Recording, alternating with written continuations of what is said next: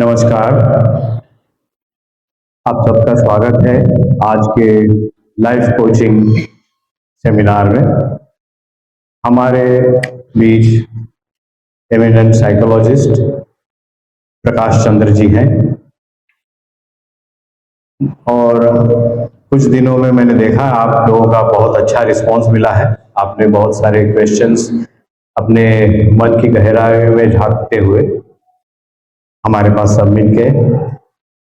प्रकाश चंद्र जी भी बहुत खुश हुए वो देख करके, उन्होंने उन प्रश्नों का भी अभ्यास किया और उनके मार्गदर्शन में हम आज का ये सेशन करेंगे।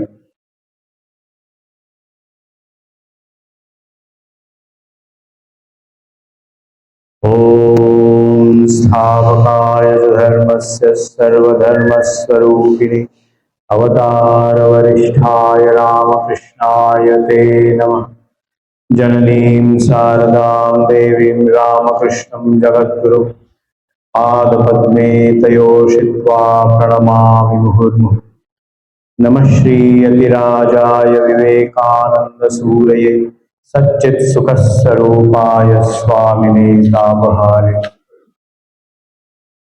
आज के सेशन का शुरुआत मैं आदरणीय प्रकाश जी को आह्वान करता हूँ कि आपको मार्गदर्शन करें।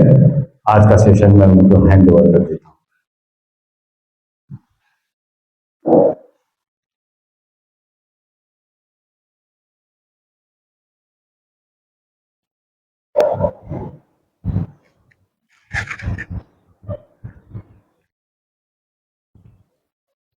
यहाँ पर जितने भी मौजूद हमारे छात्रगण हैं उन सभी का मैं अभिनंदन करता हूँ और महाराज अमृतजात जी का आभार जिन्होंने मुझे मौका दिया आप लोग के बीच में आने के लिए और अपनी बातों को रखने के लिए। इसके पहले कि मैं अपना परिचय दे दूं, मुझे सबसे खुशी इस बात की हो रही है कि जो गूगल फॉर्म्स डाला गया था क्वेश्चन के लिए, आप लोगों ने बहुत सारे क्वेश्चन भेजे। कुछ तो मैंने अभी देखा है, 2 पेज में पहले देखा था, 3 पेज में अभी देखा हूं। इससे हमें फायदा ये होता है कि हमें ये पता चल रहा है कि किस धरातल पर, किस लेवल पर हमको बात करना है। मैं अपना परिचय देता हूं और ये मेरा दूसरा सौभाग्य है कि मैं रामकृष्ण मिशन आश्रम नाला रोड, जिसके 100 साल का गौरवमयी इतिहास है, उससे मैं बहुत दिनों से जुड़ा हुआ हूं। 40 साल से ज्यादा हो गया रामकृष्ण मिशन आश्रम से जुड़े हुए। मैं रामकृष्ण मिशन विद्यापीठ देवघर का पूर्ववर्ती छात्र हूं और 6 साल वहां रहने के बाद फिर मैं दूसरे कॉलेजों में गया, उसमें साइंस कॉलेज और दिल्ली यूनिवर्सिटी भी है। और मेरा परिचय संक्षिप्त में, बेसिकली मैं साइकोलॉजिस्ट काउंसलर है। साइकोलॉजी में भी अलग अलग फील्ड होती है, जैसे क्लिनिकल साइकोलॉजी, ऑर्गेनाइजेशन साइकोलॉजी। उसी में क्लिनिकल साइकोलॉजी के अलावा एक काउंसलिंग साइकोलॉजी होती है। काउंसलिंग का मतलब है परामर्श देने की कला। तो साइकोलॉजिकल काउंसलिंग का मतलब यह है कि हम लोग जो भी सलाह देते हैं अपना अनुभव और अपने मन से नहीं देते हैं, मनोविज्ञान या साइकोलॉजी के अनुसार देते हैं। जो रिसर्च हो रही है साइकोलॉजी में, और इंडिविजुअल काउंसलिंग भी करते हैं व्यक्तिगत परामर्श के लिए। पटना में ही भूतनाथ रोड में मेरा अपना घर और सेंटर भी है। और इस तरह के इंस्टीट्यूशन में, कॉलेजों में, बैंक में, यहाँ तक कि जुडिशियल एकेडमी में भी स्ट्रेस मैनेजमेंट, तनाव प्रबंधन, इस पर लेक्चर वगैरह, मोटिवेशन लेक्चर्स वगैरह भी देते हैं। तो सबसे पहले जब मैं बात स्टार्ट कर रहा हूं तो मुझे मालूम है कि यहाँ पर जो लोग बैठे हुए हैं, क्योंकि आपने प्रश्न मुझे भेज चुके हैं गूगल फॉर्म के माध्यम से, कुछ लोगों ने हाथ से भी लिख के दिया है, तो सबका तो जवाब नहीं दे पाएंगे, लेकिन मैंने उसको नोट कर लिया अपने नोटबुक में। क्लस्टर्स में जो जो वर्ग से संबंधित क्वेश्चन है उसको मैं कोशिश करूंगा अभी 1.5 घंटे में मैं कवर करने के लिए। 1.5 घंटे का अंतिम 20 मिनट सवाल जवाब के लिए, आपसे सवाल और मेरा जवाब, इंटरेक्शन होगा। और इस सेमिनार का मूल मकसद, बेसिक पर्पस है, 3 टॉपिक जो है, जो आप लोग के बहुत प्रासंगिक है, रिलीवेंट है आपके लिए। एक है तनाव, स्ट्रेस क्या है भाई, टेंशन क्या है, डिप्रेशन क्या है, एंजाइटी क्या है। क्योंकि हम उसी क्षेत्र में काम कर रहे हैं, लोग जो परेशान होते आते हैं, तो 1-1 घंटे का सेशन होता है, परामर्श सेशन, और अनेक सेशन की भी जरूरत पड़ती है। तो उससे हम लोग निकालने के लोगों को मदद करते हैं, प्रोफेशनल ढंग से, पेशेवर ढंग से। तो एक तो स्ट्रेस मैनेजमेंट हो गया एक टॉपिक। दूसरा हो गया, कुछ लोग कहते हैं कि हम लोग सक्सेस क्यों नहीं कर रहे हैं, हम इस बैकग्राउंड से आए हैं, हमारी लिमिटेशन है, आगे क्यों नहीं बढ़ पा रहे हैं, हम लोग सफल क्यों नहीं हो रहे एग्जाम में। माहौल इतना नेगेटिव है, जॉब कम है, आबादी ज्यादा है, कंपटीशन है, रिजर्वेशन है, बहुत तरह की चीजें हैं। सबके अपने अपने दुख हैं, दुखरे सबके हैं अपने पास। तो सक्सेस क्या है, सक्सेस क्या, एक आप जैसे सरकारी नौकरी की तैयारी कर रहे हैं, तो क्या आपको एक नौकरी मिल गई तो आप सक्सेस हो गए, ये सक्सेस की परिभाषा है? या इंसान के रूप में सक्सेस होना है, या सब चीज का बैलेंस सक्सेस होना है? गोल क्या है, जिंदगी की प्राथमिकताएं क्या है, पर्पस क्या है? गोल का कुछ टाइम लिमिट है कि नहीं, कि वेग गोल है? वेग का मतलब हो गया कि क्लियर नहीं है, अस्पष्ट गोल है, हमको ये करना है, हमको कोई ना कोई सरकारी नौकरी ले लेना है। भाई कौन कौन से नौकरी, हर एग्जाम की अलग अलग तैयारी का पैटर्न है, अलग अलग। नहीं, हमको कहीं सेटल होना है, तो ये गोल सही नहीं है, इसमें फोकस लूज आदमी करते हैं। तो दूसरी चीज हो गई सक्सेस, स्ट्रेस के बाद ये सब टॉपिक हम कवर करेंगे, जिसमें आपका ज्यादातर सवाल, सब तो नहीं कवर हो पाएगा, लेकिन ज्यादातर सवाल, कुछ इसमें फिलॉसफी का भी सवाल है, मन बहुत चंचल है, कैसे कंट्रोल करें, ठीक है ना। मेरे दोस्त मेरे बारे में अफवाहें फैलाते हैं, उसको कैसे मन को निकाले, तो बहुत तरह का सवाल है। तो हर तो नहीं कवर हो पाएगा, लेकिन हम कोशिश करेंगे सीमित समय में, लिमिटेड टाइम में, मैक्सिमम आपका जो क्वेश्चंस है, और फिर 20 मिनट आपको समय मिलेगा पूछने के लिए। तो सबसे पहले हम फोकस करेंगे आपके क्वेश्चंस पर। और इस क्षेत्र में मेरा करीब 25 साल का अनुभव हो चुका है। मैं एनजीओ फील्ड में भी जुड़ा रहा, बहुत सारे नॉन प्रॉफिट ऑर्गेनाइजेशन में जुड़ा रहा, लेकिन चूंकि मेरा घर यहीं पटना में था, तो मैं वापस आ गया। मैं 10-15 साल दिल्ली, जयपुर और बहुत जगह काम किया हूँ, बड़े बड़े संस्थाओं में, अंतर्राष्ट्रीय संस्थाओं में, इंस्टीट्यूट में।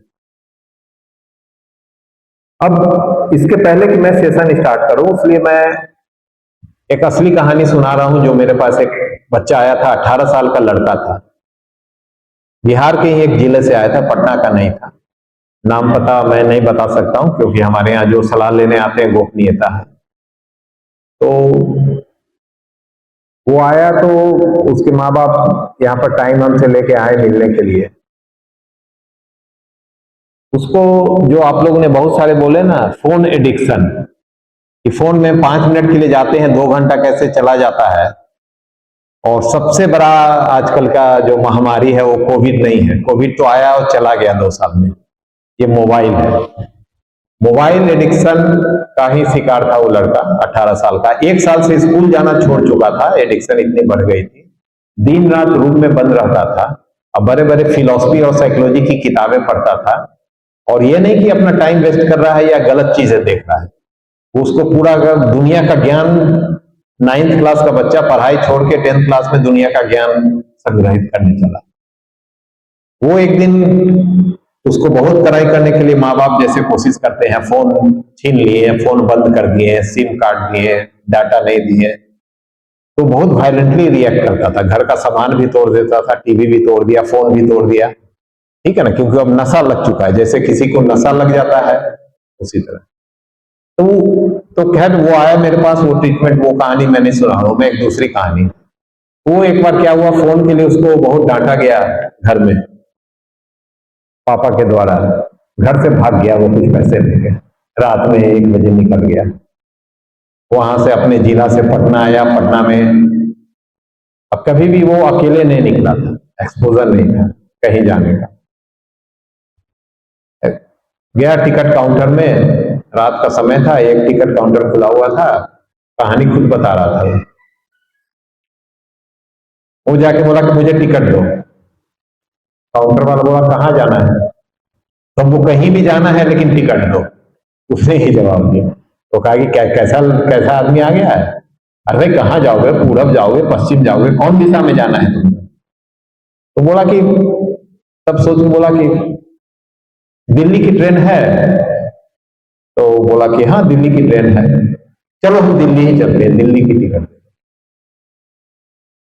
तब टिकट वाले ने बोला दिल्ली की ट्रेन दे दो, कौन सी टिकट चाहिए, बी मोर स्पेसिफिक, थोड़ा सा और सही बताओ भाई, तो जाना है कहाँ जाना है, तो दिल्ली जाना है, दिशा भी नहीं मालूम है, कौन सा क्लास चाहिए, रिजर्वेशन चाहिए, जनरल चाहिए, हाँ?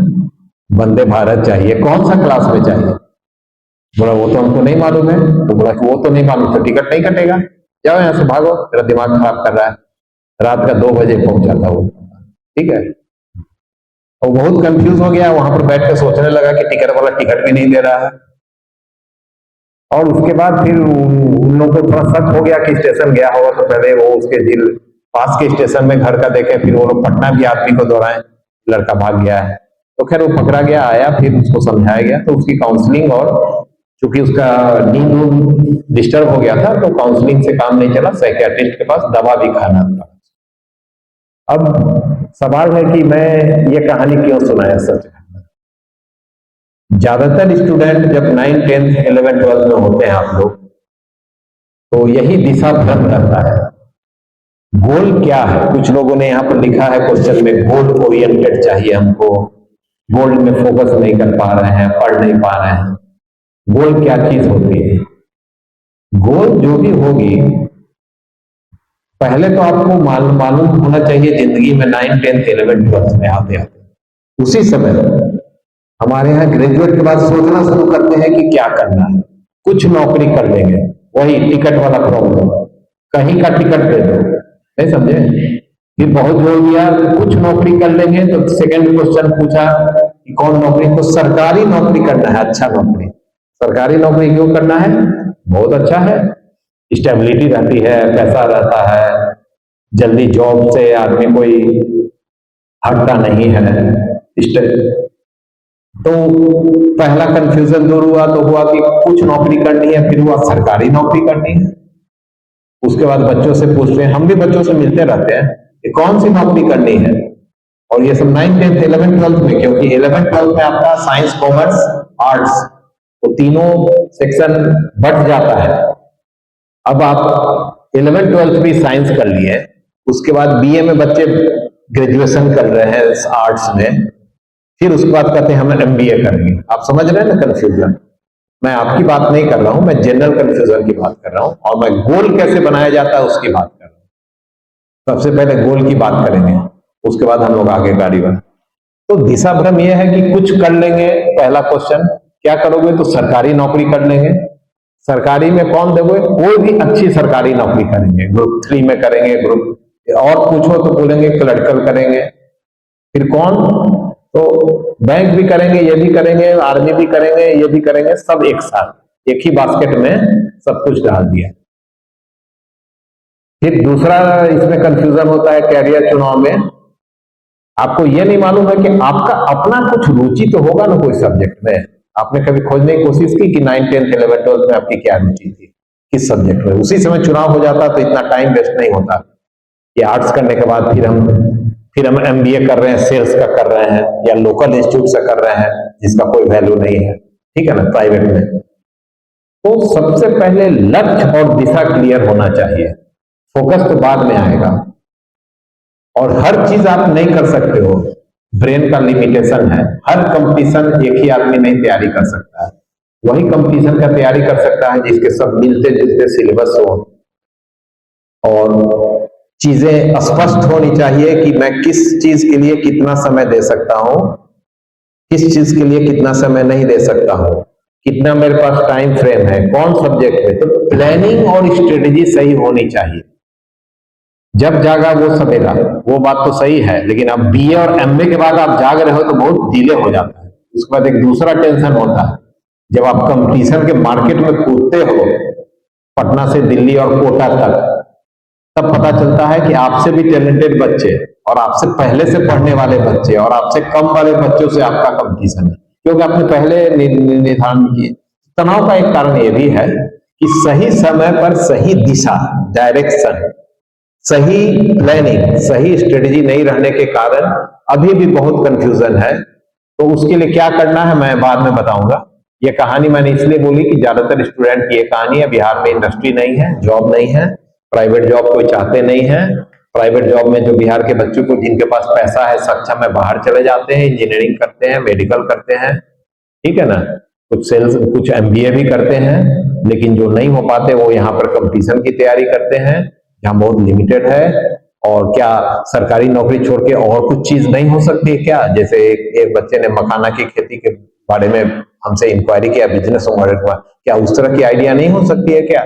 क्या लोन नहीं लिया जा सकता है क्या? एंटरप्रेन्योर जो बोलते हैं हम लोग कि अपने स्वावलंबी आप ये बने, वो आप नहीं बन सकते हैं क्या? तो क्या चीज करना है, क्या नहीं करना है, तो आपकी रुचि के अनुसार और आपके बैकग्राउंड के अनुसार, उसमें फाइनेंशियल बैकग्राउंड, कितना पैसा आप खर्च कर सकते हैं। ऐसे बहुत सारी चीजें तो नेट में अब फ्री है, लेकिन नेट पर और फोन का लोग फ्री का नहीं इस्तेमाल करते हैं, समय की बर्बादी करते हैं स्क्रॉलिंग करके, इधर से उधर देख के। और ज्ञान की देखे या ज्ञान की आप देखें, लेकिन ब्रेन डिस्ट्रैक्ट करता है, वो हम बताएंगे आपको, ठीक है। तो ये बहुत कठिन समय है आप लोग के लिए। मैं समझ रहा हूं कि कितनी परेशानी, और सबका घर का अपना बैकग्राउंड है, सबकी व्यक्तित्व तो अलग है। कुछ व्यक्तित्व का प्रॉब्लम है, हमें कॉन्फिडेंस नहीं है, कुछ को मोटिवेशन का प्रॉब्लम है, कुछ लोग 1 घंटा नहीं बैठ पाते हैं, उनका प्रॉब्लम है।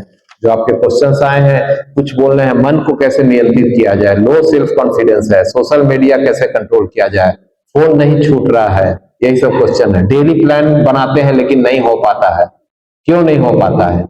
4 दिन चलता है, उसके बाद नहीं हो पाता है। नौकरी नहीं पसंद है, कर तो रहे हैं लेकिन नहीं पसंद है, ठीक है। करियर प्रायोरिटी क्या होना चाहिए, माइंड को कैसे डायरेक्शन देना चाहिए, डेली प्लान कैसे बनना चाहिए।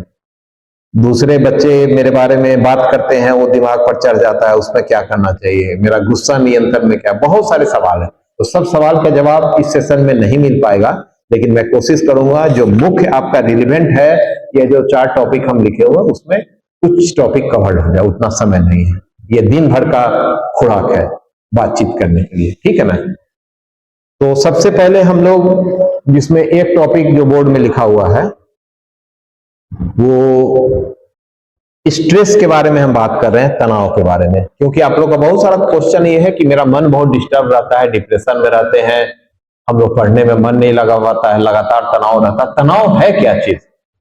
टेंशन में रहते हैं, तो आप लोग टेंशन बोलते हैं, साइकोलॉजी में हम लोग स्ट्रेस बोलते हैं, ठीक है ना। टेंशन मेरे बहुत जनरल वर्ड है, फिजिक्स में टेंशन एक तार में दिया जाता है, ब्रेकिंग पॉइंट पे पहुंच जाता है तो तार टूट जाता है, फिजिक्स वाले स्टूडेंट जानते होंगे। तो वो टेंशन अलग चीज है। स्ट्रेस जो है वो धीरे धीरे सुलगने वाला आग है, और वो धीरे धीरे जलाता है, जब एक लिमिट के बाहर हो जाता है तब दिक्कत होती है। तो स्ट्रेस एक्चुअली क्या है? स्ट्रेस जो अगर टेक्निकली बोलेंगे तब स्ट्रेस एक आपके बॉडी में एक नेचुरल बायोलॉजिकल अलार्म है। एक अलग तरह का डिफिनेशन दे रहे हैं जो आपको नहीं मिलेगा ज्यादा जगह। स्ट्रेस का मतलब ये नहीं है कि चिंता फिक्र ही स्ट्रेस है। स्ट्रेस आपके बॉडी में, जब इवोल्यूशन, आप बंदर से आदमी बन रहे थे, गुफा मानव, एग्रीकल्चर, तो निकल निकल के जब उस समय खतरे इतने थे कि हमारा ब्रेन का वायरिंग उसी समय का चल रहा है अभी भी। ब्रेन का जो प्रोग्रामिंग है ना, वो 20,000 साल में बहुत नहीं बदला है। इतना जल्दी ब्रेन चेंज नहीं करता अपना जो प्रोग्रामिंग और तरीका है सोचने का, प्रोसेसिंग करने का, मेमोरी को पकड़ने का, आदतों को लगाने का। ब्रेन जो है उसी समय का है, उस समय बहुत खतरा था। तो क्या होता था कि जब मान लो शिकार करने गए गुफा मानव, हमारे पूर्वज, शेर आ गया, भालू आ गया, उस समय वो स्ट्रेस था। फोन का स्ट्रेस नहीं था उस समय, दूसरे तरह का स्ट्रेस था, जान का स्ट्रेस था। जैसे ही स्ट्रेस आता था, पूरा बॉडी में हार्मोन, कॉर्टिसोन और ये सब स्ट्रेस हार्मोन रिलीज होने लगते थे, इंडोर्फिन और कॉर्टिसोन, और वो आपके हार्ट बीट को बढ़ाता था, आपके तनाव को बढ़ाता था। और आपको वही चीज हमारे दिमाग में अभी रह गया। कोई चीज जिस चीज से हमको ऐलान बचता है, अरे ये हो गया, अब ये हो जाएगा, ये हम नहीं पढ़े, एग्जाम में नहीं पास हो गए, ठीक है ना, वो लड़के का हो गया, मेरा नहीं हो गया, मेरा कल पेपर है, आज मेरा दिमाग नहीं काम कर रहा है। तो जो आप अलार्म बजता है दिमाग में, वही स्ट्रेस है। थोड़ा तनाव जरूरी है, नहीं तो आप पढ़िएगा ही नहीं, कोई कोई काम नहीं कीजिएगा। थोड़ा तनाव नहीं रहेगा तो कोई आदमी काम ही नहीं करेगा, क्योंकि एग्जाम का प्रेशर नहीं रहेगा तो आप नहीं पढ़िएगा, कंपटीशन का प्रेशर नहीं रहेगा तो आप नहीं कंपीट कीजिएगा। लेकिन तनाव हमारे पास जब स्टडी में आता है, साइकोलॉजिकल प्रॉब्लम, तनाव जिसको बोलते हैं एक्सट्रीम स्ट्रेस होता है, जब थोड़ा सा एंजाइटी डिसऑर्डर या डिप्रेशन में कन्वर्ट हो जाता है, तब तनाव को साइकोलॉजिस्ट की जरूरत पड़ती है। आम तनाव के लिए आप लोग खुद डील कर सकते हैं कुछ साधारण तरीका से। जब क्रोनिक हो जाता है कि लगातार एक ही बात दिमाग में आ रहा है, ओवर थिंकिंग, एक ही एंजाइटी बाद में आ रहा है, घूमते जा रहा है, और आप चाह के भी नहीं कंट्रोल कर पा रहे हो, तब वो तनाव जो है वो खतरनाक है। क्रोनिक और लगातार तनाव, स्ट्रेस खतरनाक है। हल्का तनाव रहने से बॉडी एक्टिवेटेड रहता है, ठीक है ना। अगर आप तनाव रखिएगा, सुबह उठ के दौड़िएगा नहीं कि हमको हेल्थ अच्छा करना है, खाइएगा नहीं, पीजिएगा नहीं, बहुत सारी बातें। तो तनाव कोई बुरी चीज नहीं है। थोड़ी बहुत तनाव रहती है तो आदमी का भागते रहता है इधर से उधर, ये काम करना है, वो काम करना है। लेकिन अगर व्यवस्थित काम नहीं कीजिएगा, अव्यवस्थित आप अनप्लान्ड काम कीजिएगा, तो तनाव ज्यादा बढ़ जाएगा। अगर आप लिखने का आदत, दुनिया में अमेरिका में एक दो रिसर्च हुआ है, सक्सेसफुल आदमी जो फर्स्ट जनरेशन बिलियनियर थे, अरबपति लोग बिजनेस से, जो जिनके माँ बाप नहीं थे अमीर थे। दो तरह के अरबपति होते हैं, खरबपति होते हैं, जिनके माँ बाप बैकग्राउंड से होते हैं, एक अपने उठते हैं। तो अमेरिका में बहुत सारे जो इंटरप्रेनर्स हैं या टेक कंपनी है, वो नए जनरेशन वाले अपने खड़े किए। उनका रिसर्च किया गया तो आश्चर्य की बात कि 3% ही लोग एक डायरी या अपने गोल को लिखित रूप में डेली फॉलो अप करते थे, 3% लोग, और वही 3% में ज्यादातर सक्सेसफुल लोग थे, ठीक है ना। तो सिर्फ सोचने से कुछ नहीं होता, ओवर एक्टिव दिमाग से कुछ नहीं होता, ये करना है। जब तक आप कुछ दिमाग को बंधन में नहीं डालिएगा, लिखिएगा नहीं, उसको प्लान नहीं कीजिएगा, कुछ दिमाग का एक्सरसाइज नहीं कीजिएगा, कुछ अपना एक रूटीन नहीं बनाइएगा, सेल्फ डिसिप्लिन नहीं कीजिएगा, तो आपका दिमाग जो है फोकस नहीं होगा। ये अलग बात है कि आप ये सब बात जानते हैं और आप बार बार कोशिश भी करते हैं, लेकिन तभी भी कुछ दिनों के बाद पुरानी रूटीन वापस रिलैप्स कर जाती है। हम लोग साइकोलॉजी में बोलते हैं 4 दिन हम उठे सुबह में, दौड़ लगाएं, दरोगा बनना है, 5वां दिन एक को देख लिए कि ज्यादा तेज दौड़ रहा था, डिमोटिवेटेड हो गए कि हम तो 4 मिनट में इतना भी नहीं दौड़ पा रहा है, तो 3 मिनट में दौड़ रहा है। उसका फिर लेथार्जी हो गया, फिर पढ़ गया। रूटीन बनाए, कल से 10 घंटा पढ़ना है, 6 घंटा नहीं, एक ही बार 10 घंटा का, जो आज तक नहीं पढ़े थे, ठीक है ना। अब ओवर हम कर लिए, अब उसके बाद बैठ गए, अब बॉडी तो सकेगा नहीं 10 घंटा, कुछ दिन बाद छूट गया। तो थोड़ा सा प्रैक्टिकल प्लान बनना है, डेली प्लान बनना है, उसकी कुछ हम बातें करेंगे। तो सबसे पहले यह है कि तनाव रहना जरूरी है, और तनाव को दूर करने के लिए आपको जो तनाव अगर ज्यादा रहता है तो क्या होता है, ओवर थिंकिंग होता है, एंजाइटी होता है, मन थका थका रहता है, बॉडी में एनर्जी नहीं रहता है, सैड थॉट्स आते हैं, नींद अच्छी नहीं आती है। ये सब इंडिकेटर है। हम लोग जो तनाव वाले लोग हैं, किस लेवल का तनाव है, एक होता है कम तनाव, मॉडरेट तनाव, एक्सट्रीम स्ट्रेस, या डिप्रेशन में भी mild depression, moderate depression, extreme depression. तो हर का डिग्री होता है, तो उसके अनुसार बताया जाता है उपाय। तो तनाव में स्वामी विवेकानंद का भी ये कथन है कि अपने स्वामी विवेकानंद जी से तो हम लोग ने बहुत कुछ सीखा। मैं तो रामकृष्ण मिशन विद्यापीठ का स्टूडेंट ही था। स्वामी विवेकानंद जब साधु बने थे तो बनारस में गए थे, बनारस में, और बनारस में उस समय बंदर बहुत सारे थे। मंदिर में जो बंदर आते हैं उछल के आपका सामान छीन लेते हैं, केला छीन लेते हैं, प्रसाद लेके भाग जाते हैं, अटैक भी कर देते हैं, काट भी लेते हैं। तो स्वामी जी को पहला पाठ उसी समय हुआ था कि कठिनाइयां हुई तो कैसे, वो लिखते हैं अपने किताब में कि मंदिर गया बनारस में, बस कुछ बंदर मेरे पीछे पड़ गए, मेरे झोले में कुछ, झोला में कुछ सामान साधु का होता है ना टांगा हुआ, तो ये डर गए तो वहां से भागना शुरू किया। उस समय अमेरिका नहीं गए थे, बहुत यंग साधु थे, डर गए, भागने लगे। बंदर, पहले 2 बंदर उनके पीछे था, जब भागने लगे 5 बंदर उनके पीछे पड़ गए। अब पूरा आवाज करके उनको उछल रहा है, कूद रहा है, काटने की कोशिश कर रहा है। वहां पर एक अनुभवी बुजुर्ग साधु था, देख लिया कि ये बच्चा प्रॉब्लम में है, तो बोला रुको, भागो नहीं, सामना करो, उसके आंख में आंख डालो और सामना करो, खड़े रहो वहीं पर, नहीं तो काट लेगा ये। बस ये पलटे, सामना किए, उसको आंख तो बंदर से रुक गए, थोड़ी दूर से खी आवाज करने लगे, मतलब धमकी दे रहे हैं लेकिन अटैक नहीं कर रहे। फिर वो साधु आया, उन लोगों को भगा दिया। फिर बोला कि कठिनाई में तुम साधु, कैसा साधु हो, कठिनाई में भागते हो? कठिनाई का सामना करना है, कुछ उपाय खोजो, तुमको नहीं पता चल रहा, दूसरे से पूछो, जानकार लोग जो सफल हुए हैं, ठीक है ना, जानकार लोगों से पूछो कि कठिनाई को। लेकिन डर जो होता है वो मानसिक होता है, सब कुछ यहां से होता है, ठीक है ना। तो डरोगे तो डराएंगे। कुत्ता भी अगर आपको रात में 12-1 बजे आप लौट रहे हो मोहल्ले में, कुत्ते भी पीछे पड़ जाते हैं। हमारे भी मोहल्ले भूतनाथ रोड में है, 1-2 बजे वो कुत्ता जो सुबह में गीदड़ बना रहता है, रात में 2 बजे शेर बन जाता है, शिकार करता है। जो अकेले पैदल आ रहे हैं, जिनको ऑटो नहीं मिला स्टेशन से सामान लेकर, उनके पीछे पड़ जाता है। आप भागोगे तो सटिया काट लेगा। तो जिंदगी में जो भी प्रॉब्लम है, जो भी अवस्था है, जो तरीका आप कर रहे हो, अगर वो काम नहीं कर रहा, you have to change the way. Without change there is no growth. तो सबसे पहले स्ट्रेस को गौतम बुद्ध भी ये कहते हैं कि बहुत ज्यादा भी प्रेशर नहीं लेना है, पढ़ाई को ये मतलब ढंग से पढ़ना है, प्रैक्टिकल पढ़ना है, हिसाब से पढ़ना है, और बहुत कम भी नहीं तनाव लेना है।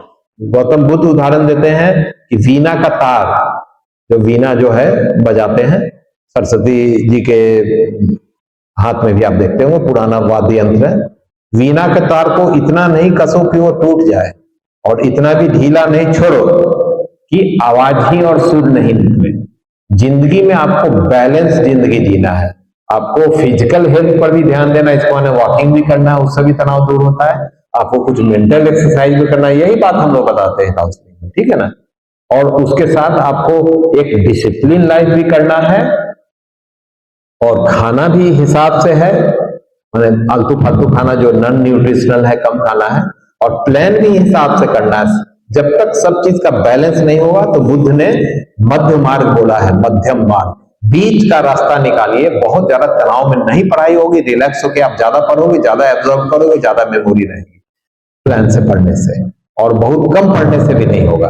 तो अब तनाव को दूर करने का अभी जो हम बात बोलेंगे, चूंकि हम उसको कवर नहीं कर सकते हैं टोटल, तो ये सब चीजों के बारे में हम आपको एक तरह से, आप समझिए कि आपको हम कीवर्ड दे रहे हैं। कीवर्ड जैसे गूगल में सर्च करते हैं ना, आप लोग वर्ड डालते हैं उसका निकलता है, या आजकल चैट जीपीटी में डालते हैं तो सब कुछ निकल जाता है, ठीक है।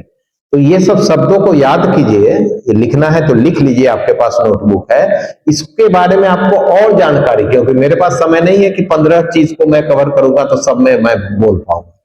ये सब टेक्निक है, लेकिन इस टेक्निक की जानकारी आपको एकदम आराम से नेट पर, यूट्यूब पर उपलब्ध है, लेकिन अच्छे लोगों का देखना पड़ेगा, उसमें बहुत सारे फ्रॉड लोग भी हैं, मैंने अच्छा साइट में आपको जाना पड़ेगा। सबसे पहले टेक्निक है सांस, बॉक्स ब्रीदिंग एक टेक्निक है। बॉक्स ब्रीदिंग, बॉक्स का मतलब होता है, आप देखे होंगे फेसबुक में आजकल आ रहा है, ये चला हुआ है कि आप सांस लेंगे तो जब हम गहरा सांस खींच रहे हैं, आप 10 मिनट पढ़ने के पहले गहरी सांस पेट से लीजिए, एब्डोमिनल ब्रीदिंग करते हैं। बैठ जाइए या शवासन में लेट जाइए, दिमाग को शांत करने के लिए। तनाव में है या पढ़ने के पहले मूड बना रहे हैं, बॉक्स ब्रीदिंग टेक्निक पहला।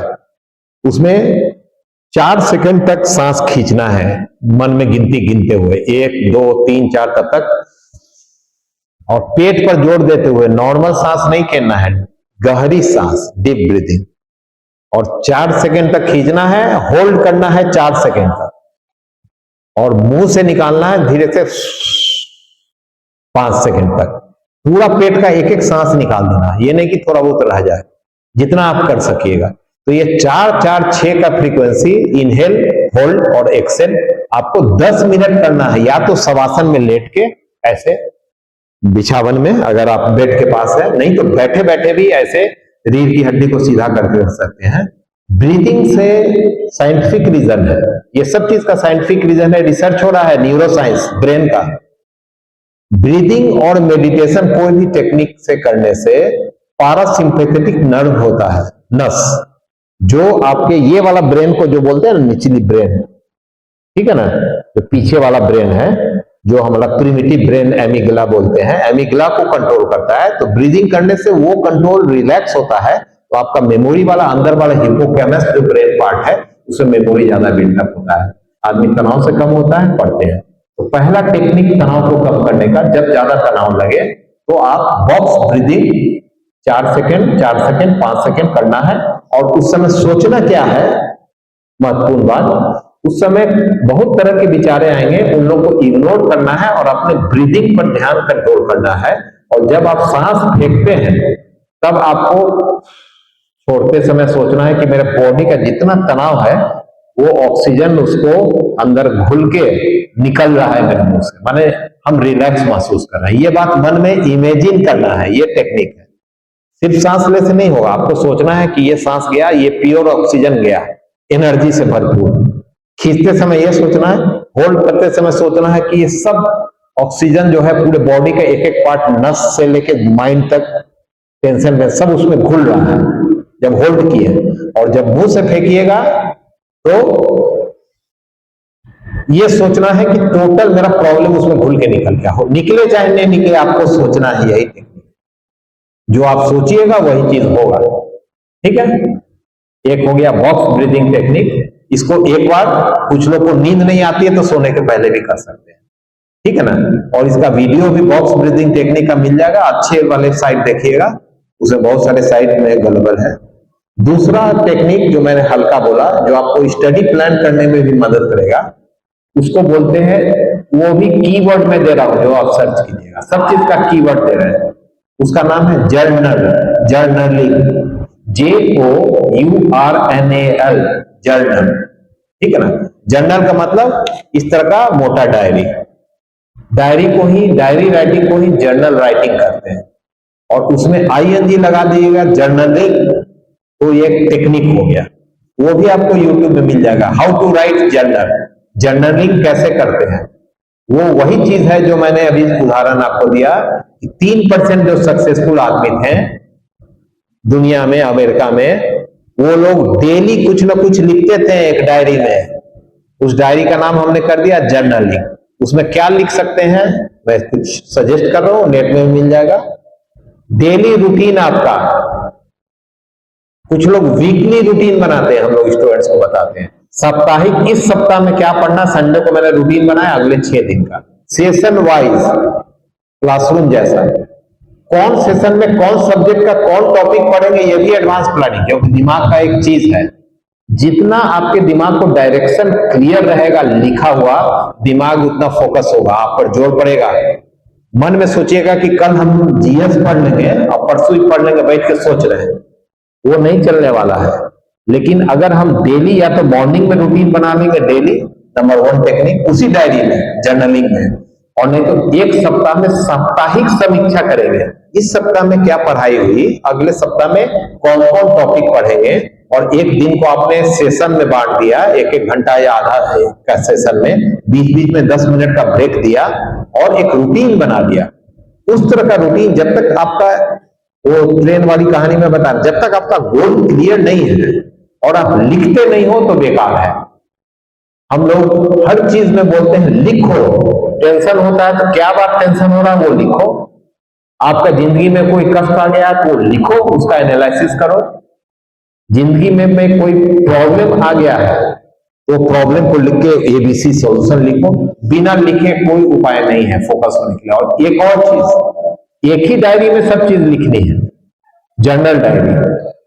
क्यों? क्योंकि उस डायरी को आपको सुबह शाम रोज दिन 10 मिनट देखनी है कि मैंने कल क्या लिखा, एक हफ्ते का क्या प्लान था, ठीक है ना। जर्नलिंग का मतलब होता है कि वो चीजों को स्पष्ट तौर से टाइम फ्रेम के साथ लिखो। ये चैप्टर मैं 3 दिन पढ़ूंगा, मंगल बुध बीच में 2-2 घंटे, 12 से 2 बजे के बीच में।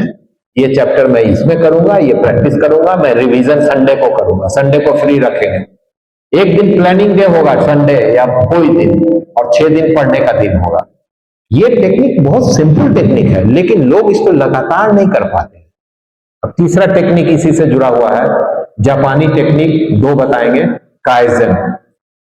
काइजन का मतलब होता है, उन लोगों ने एमबीए में स्टार्ट किया, एमबीए की पढ़ाई में है ये, कि if you make 1% of improvement every day, you will get 100% of improvement in 100 days.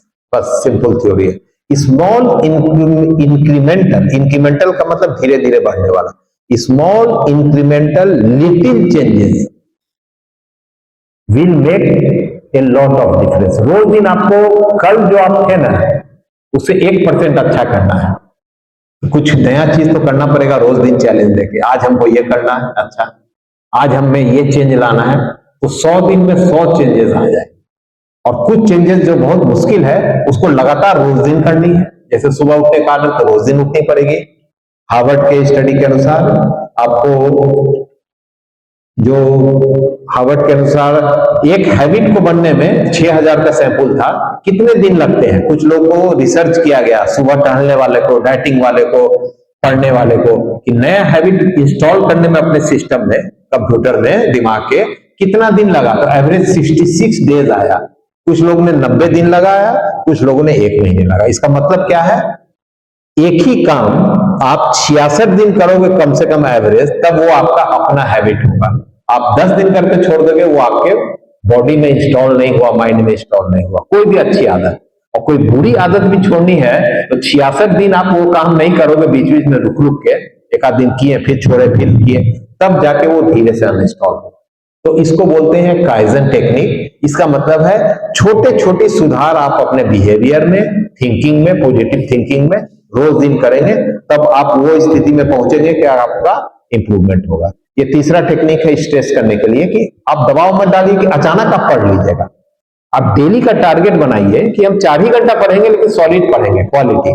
क्योंकि ब्रेन का एक और चीज है, nature of the brain, 20,000 neural sales है, क्लस्टर में है, एक दूसरे से इलेक्ट्रिक इंपल्स करते हैं, बहुत कॉम्प्लिकेटेड है। अभी तक लोग नहीं समझ पाए ब्रेन कैसे काम करता है। क्लस्टर में कैसे थॉट को प्रोसेसिंग करते हैं, कैसे मेमोरी में स्टोर करते हैं, लोग नहीं समझ पाए, अभी भी रिसर्च चल रहा है, लेकिन बहुत कुछ जान गए। लेकिन जब तक आप लगातार उस पर प्रेशर नहीं दीजिएगा, एक ही सोच पॉजिटिव आप रोज दिन नहीं सोचिएगा, तो आपका पॉजिटिव माइंड नहीं होगा। 4 दिन पॉजिटिव सोचिएगा, 4 दिन नेगेटिव छोड़िएगा, तो वही हालत में रहिएगा। जो करना है आपको रोज दिन करनी। तो स्ट्रेस खत्म करने का एक टेक्निक ये है। तो तीसरा सबसे आराम से होने वाला चीज स्टूडेंट के लिए, लेकिन नहीं करते हैं, बॉडी का एक्सरसाइज, वॉकिंग या कोई फिजिकल चीज। 30 मिनट डेली, 5 दिन कम से कम सप्ताह में, 150 मिनट सप्ताह में। जो अमेरिकन हार्ट फाउंडेशन का भी रिसर्च करता है कि हार्ट का प्रॉब्लम ही नहीं होगा अगर आप खाना कंट्रोल कर लिए और 30 minute into 5 days in a week आप उस पर काम कर रहे हैं। अब पढ़ रहे हैं, लगातार पढ़ रहे हैं, आपके सिस्टम जो माइंड है ना, ओवरलोडिंग हो रहा है। और रिलैक्सेशन के लिए 2 ही चीज है आपके माइंड के पास, वो भी हम बताएंगे। 7 घंटा डीप स्लीप भी जरूरी है, गहरी नींद भी जरूरी है। जो आप सोच रहे हैं ना कि 4-4 घंटा पढ़ के हम 1 महीना रह जाएंगे, लेकिन उसका जो हार्मफुल इफेक्ट हो रहा है, आपका ब्रेन ओवर हीटेड हो रहा है, वो दिमाग में बातें नहीं जाएगी। 7 घंटा सोने से रिपेयर होता है। उसी तरह एक्सरसाइज आपके बॉडी में हार्मोन रिलीज करता है, स्ट्रेस फाइटिंग। आपके स्ट्रेस, तनाव और कंसंट्रेशन का हार्मोन जब आप एक्सरसाइज करते हो, चाहे वॉकिंग करो या घर में ही यूट्यूब देख के आप बिगिनर एक्सरसाइज करो, 30 मिनट जरूरी है। अगर आप स्टूडेंट के रूप में भी सफल होना चाहते हैं, तो आप बॉडी को नेग्लेक्ट नहीं कर सकते। बॉडी माइंड कनेक्टेड है, दोनों जुड़वा भाई है, आइडेंटिकल ट्विंस। जुड़वा में भी आइडेंटिकल है, दोनों एक साथ चलते हैं। आप कहिएगा कि हम पढ़ के हो जाएगा, फ्रस्ट्रेटेड हो जाइएगा, क्योंकि आपका नींद नहीं पूरी हो रही है और कोई एक्सरसाइज नहीं करे। एक्सरसाइज करने में हार्ट पंप करता है, पूरा ब्लड जाता है, पूरे दिमाग में दौड़ता है। एक्सरसाइज बहुत इंपॉर्टेंट है, कोई भी कीजिए, लेकिन डेली कीजिए। आजकल बोलते हैं पैदल ही चलिए तो 5,000 10,000 कदम दिन भर में, स्मार्ट वॉच जो ट्रेस करता है आपको चलना है, ठीक है ना। कुछ कीजिए, movement is life and just sitting and reading is stagnancy. आपका पानी तालाब वाला पानी बन जाएगा, जो सड़ जाएगा, उसमें हरा हरा जंगल निकल जाएगा, सैवाल जो होता है, फंगस ग्रोथ हो जाएगा। मूवमेंट कीजिए, लोगों से बात कीजिए, बीच में ब्रेक दीजिए। अब नेक्स्ट स्ट्रेस का टेक्निक है पढ़ाई के बीच में, ये हम बाद में कवर करेंगे, अभी हम हल्का चर्चा करके आ रहे हैं। पढ़ाई का टेक्निक में सब आएंगे। कि ब्रेक देना और कितने मिनट का ब्रेक देना है। और अंत में स्ट्रेस अगर आ रहा है तो एक छोटा सा और उपाय है, वो जो जर्नल हम बताए थे ना, जर्नल, उस जर्नल में आपको लिखना है किस बात का स्ट्रेस हो रहा है, किस बात से तनाव हो रहा है, तो इस बात से तनाव हो रहा है, इसका कारण क्या है, थोड़ा सा एनालिसिस कीजिए। तो मान लीजिए कि मेरा कंसंट्रेशन नहीं हो रहा है, पढ़ाई नहीं हुआ, इसका कारण क्या है, तो मैं नहीं पढ़ पाया उतना प्लानिंग से, ठीक है ना। अब कितना दिन बचा है, तो इतना दिन बचा है, तो अब हम क्या कर सकते हैं, you have always to focus, अब हम क्या कर सकते हैं। तो अब हम नया रूटीन बनाएंगे, कुछ चैप्टर छोड़ देंगे, इंपॉर्टेंट चैप्टर पढ़ेंगे। और जैसे दूसरा तनाव आ रहा है पैसे का, मेरे घर में पैसा नहीं, हमको बहुत स्ट्रगल करना पड़ रहा है, हम पटना में पढ़ रहे हैं, ये आपके हाथ में नहीं है। तो तनाव का एक टेक्निक है कि आपको दो मुट्ठी दिए हैं भगवान ने, एक मुट्ठी आप समझिए कि जो चीज आपके कंट्रोल में है, things you can manage and control, और एक दाहिने मुट्ठी है, बायां मुट्ठी कंट्रोल वाला है, दाहिना मुट्ठी आपका है राइट फिस्ट, जो चीज आपके नियंत्रण में नहीं है। आपका परिवार कौन होगा ये आपके हाथ में नहीं है, परिवार का सिलेक्शन ऊपर वाले ने कर दिया। आपकी परिस्थितियां जो हैं घर की, वो आपके हाथ में नहीं है। आपके भाई बहन कौन होंगे, कितना झगड़ा हो रहा है, कितना टेंशन दे रहे हैं, दोस्त कितना टेंशन दे रहे हैं, आपके हाथ में नहीं है। लेकिन आपके हाथ में यह है कि जो दोस्त टेंशन दे रहे हैं उससे दूरी बढ़ा दें, और जो मोटिवेटिंग वाले दोस्त हैं उनसे नजदीक है, ये आपके हाथ में है। ये आपको डिफाइन करना। कोई प्रॉब्लम आता है तो पहले लिखिए डायरी में, उसको हम लोग बोलते हैं साइकोलॉजी में कॉग्निटिव रिफ्रेमिंग। कॉग्निटिव का मतलब उसको नए शब्दों में उस स्टेटमेंट को फिर से लिखना, रिफ्रेम करना।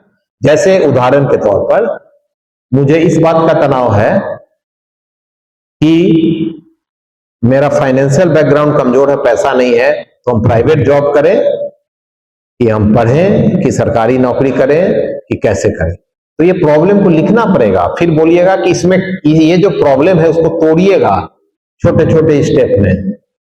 उसमें कौन चीज मेरे हाथ में है, पैसा घर का मेरे हाथ में नहीं है, तो प्लानिंग मेरे हाथ में है। तो प्लानिंग में और थोड़ा डिटेल जाइएगा, क्या क्या चीज कर सकते हैं, नंबर 1 2 3, क्या नहीं कर सकते हैं, नंबर 1 2 3, क्या खतरा है, नंबर 1 2 3। आप 1 घंटा टाइम दीजिएगा फोकस होकर, तनाव वाली चीज अगर बहुत परेशान कर रही है, ठीक है ना, और अंत में उसको आप दूर कीजिएगा। अंत में जो आपको बेस्ट चॉइस लगेगा उसको लिख के, हर चीज लिख के उसमें एक्शन शुरू कीजिएगा। सिर्फ सोचने से नहीं होता है, अनलेस यू टेक एक्शन, ठीक है ना, तब तक आप कुछ नहीं कीजिएगा। क्योंकि स्वामी विवेकानंद भी कहते हैं कि मैन ऑफ स्टील जो चाहिए इंडिया को, क्या चाहिए, लौह पुरुष चाहिए। India needs man of steel. और फुटबॉल फील्ड चाहिए। फुटबॉल फील्ड क्यों? क्योंकि वहां टीम में आप एक अनुशासन में काम कर रहे हैं, इधर पास देना उधर पास देना। फिजिकल फिटनेस, स्वामी विवेकानंद बहुत इंपॉर्टेंस देते थे फिजिकल फिटनेस को। तो ये सब चीजें छोटी छोटी बातें हैं, और ऐसी बात नहीं है कि मैं आपको बोल रहा हूं ये बात आपने पहले नहीं सुनी है, लेकिन सुनना, मेरा भाषण यहां सुन के चल जाना और 2 दिन बहुत अच्छा मोटिवेटेड फील करूंगा, तीसरा दिन वही काम करना जो आप कर रहे हो, तो क्या होगा? If you keep doing the same thing again and again, if you keep doing the same thing again and again, you will be getting the same result again and again. बात खत्म है। आप जो काम कर रहे हो, आप सोच रहे हैं कि हम बहुत स्मार्ट कहाँ है, वो लड़का ऐसे पढ़ा 10 घंटा तो उसका हो गया, मैं भी 10 घंटा पढ़ लूंगा। आपकी कैपेसिटी क्या है, आपकी एबिलिटी क्या है, आपने जजमेंट नहीं किया, आप अपना कमजोरियों को आकलन नहीं किए, लिख के, हर चीज लिख के। अगर आप वही चीज कीजिएगा जो कल कर रहे थे तो वही रिजल्ट मिलेगा।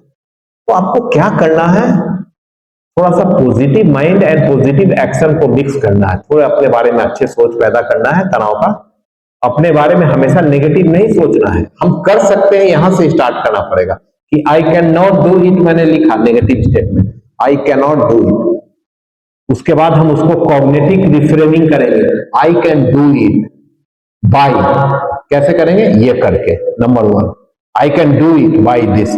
हर चीज को पॉजिटिव करके, नेगेटिव स्टेटमेंट लिख के, उस पर फोकस करके। जैसे आपके मन में विचार आ रहा है, मैं फोन कंट्रोल नहीं कर सकता हूं, मोबाइल एडिक्शन मेरा हो गया है, 4 घंटा, क्या स्टूडेंट हम करेंगे, हम 2 से 3 घंटे या 4 घंटे मोबाइल में दे रहे हैं और अपने आप को झूठ बोल रहे हैं, सेल्फ डिसेप्शन। हम तो पढ़ाई कर रहे हैं मोबाइल से, है ना, क्योंकि आप आधा घंटा पढ़ाई करते हैं और 1 घंटा घूमते हैं। क्या बोलते हैं, आभासी दुनिया में, वर्चुअल वर्ल्ड में घूमते हैं, यूट्यूब से कभी इंस्टाग्राम। अब वो दिमाग को आपको आदत लग गई है, उसको बोलते हैं मोबाइल एडिक्शन। जो हम बताए थे, मेरे पास केस आया था, वो पढ़ाई लिखाई छोड़ दिया था और गौतम बुद्ध और प्लूटो की बात करता था। इतना मोबाइल में देखा ना, फिलोसफी दार्शनिक, कि उसका उसका दिन दुनिया से रूम में बंद रहता था वो लड़का, 18 साल का, और पढ़ाई 1 साल से छोड़े हुए था, 9th क्लास करके। 10th में बोर्ड में फॉर्म भी नहीं भरने दिया, और उसको फोन छीन लिया जाए तो घर का सामान तोड़ देता था, घर से भाग भी गया। और उसका क्या प्रॉब्लम था कि वो अपनी दुनिया में रहता था, वही सब चीज सोचते रहता था, वही लिखते रहता था, दुनिया भर का ज्ञान। और हम बोले कि तुम्हारा ज्ञान से कैसे पेट भरेगा, तो बोलता है कि ज्ञानी लोग को पेट भरने का जरूरत नहीं होता है, दुनिया उनको खुद पेट में खाना पहुंचा देती है। अब पता नहीं किस फिलोसफर का पढ़ा था, मुझसे वो बोल रहा है, समझे। तो सोच जो होता है उसको अनकंट्रोल मत छोड़िए। जैसे मोबाइल एडिक्शन, चलिए प्रॉब्लम का हम सॉल्व बहुत सारे बच्चों ने दिया है, सबको हम कवर नहीं कर पाएंगे। मोबाइल की सर, एक ने किसी ने लिख के दिया, सर मैं 5 मिनट के लिए रिफ्रेश होने दिमाग को मोबाइल में जाता हूं कि थोड़ा सा रिफ्रेश हो जाता हूं और वो 5 मिनट कब घंटा और 2 घंटा में बदल जाता है मुझे पता नहीं चलता, क्योंकि मैं यूट्यूब जाता हूं, फिर इंस्टाग्राम, फिर कंट्रोल नहीं रहता है, यू लूज द कंट्रोल। भाई इसके लिए भी मैंने जो बोला ना, वो जर्नल, अपने ऊपर नजर रखना है। सेल्फ डिसिप्लिन का एक ही रूल है, डायरी में रोज दिन लिखना है सुबह कि आज हम क्या करेंगे, कब पढ़ेंगे, कब कहाँ जाएंगे, घर का काम कब करेंगे, कहीं कोई घर ये काम है, डेली लिखना है। और उसको स्ट्रिक्टली फॉलो करने की विल पावर कैसे बढ़ती है, विल को एक्सप्रेस करके। किसी ने विल पावर ही बोला कि विल पावर नहीं, विल पावर छोटा सा एक टारगेट लें, उसको पूरा कीजिए। मैंने सोचा कि 4 घंटा मैं पढ़ूंगा, 8 घंटा नहीं, अनप्रैक्टिकल नहीं, और 4 घंटे को मैंने पूरा किया, और शाम में अपना पीठ थपथपाया और जाके चाट खाया, क्या रिवार्ड, कि आज तुमने बहुत अच्छा किया बेटा, बहुत अच्छा काम किया, अपना ही पीठ थपथपा लिया। कि 4 घंटा पढ़ा। विल पावर काम करने से बढ़ती है, विल पावर बाजार में नहीं मिलती है कि आपको विल पावर कोई दे देगा, हम लोग भी नहीं दे सकते हैं विल पावर। हम लोग रूटीन बनवाएंगे, यही काम करेंगे, लिखने बोलेंगे, और जो लिखे हैं उसको पूरा कीजिए। कम से कम 6 दिन आप प्लान करते हैं, 4 दिन भी सक्सेस हो गए तो चलिए कुछ तो प्रोग्रेस हुआ प्लान में। 4 घंटा हम पढ़ने का टारगेट बनाए, ठीक है। तो आपको कॉग्निटिव रिफ्रेमिंग का मतलब है, नेगेटिव थॉट आता है स्ट्रेस वाला, उसको लिखिए, उसमें आप सोचिए कि बाएं मुट्ठी ये मेरे कंट्रोल में है, तो कुछ कीजिए भाई, बैठिए मत, उसका उपाय कीजिए क्या क्या कर सकते हैं। और नहीं कंट्रोल में है तो छोड़ दीजिए।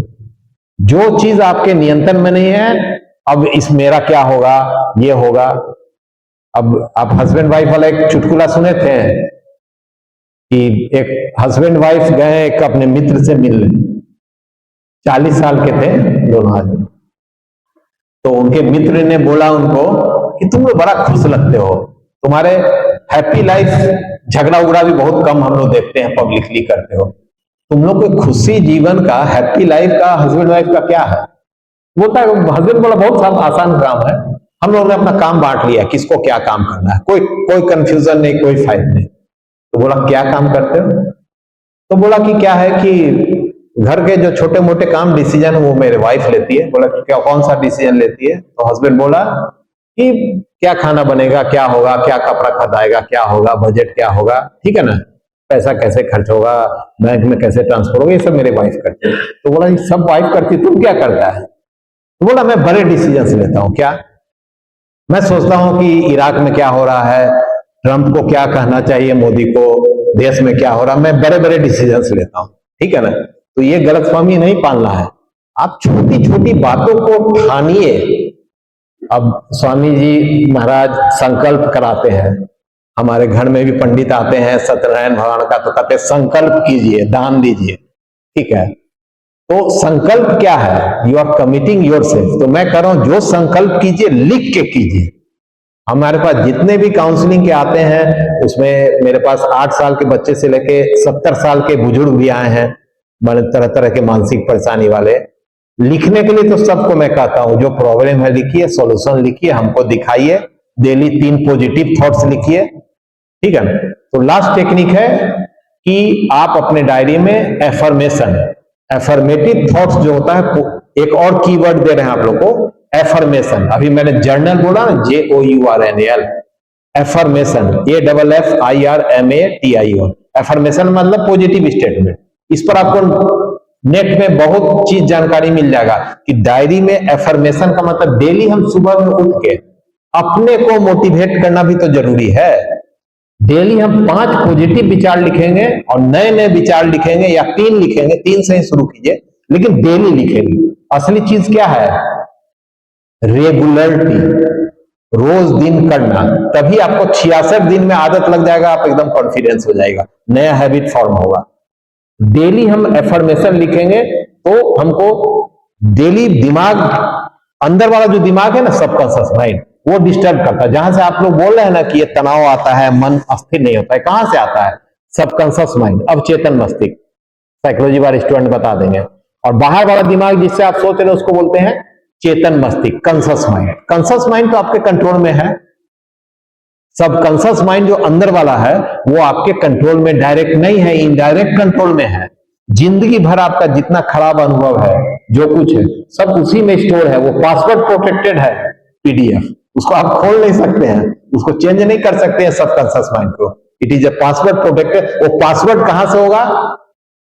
दिमाग को शांत करके बार बार पॉजिटिव बात बोलना, नंबर 1 टेक्निक जो बोले ना, डेली लिखना और विश्वास के साथ उसको दोहराना। मैं बेटर कर रहा हूं, मेरा पढ़ाई अच्छा हो रहा है, ये सब बोलते हैं एफर्मेशन। प्रेजेंट टेंस में लिखा जाता है। मेरा हेल्थ इंप्रूव करना है, हो गया, हो गया भी लिख देते हैं लोग।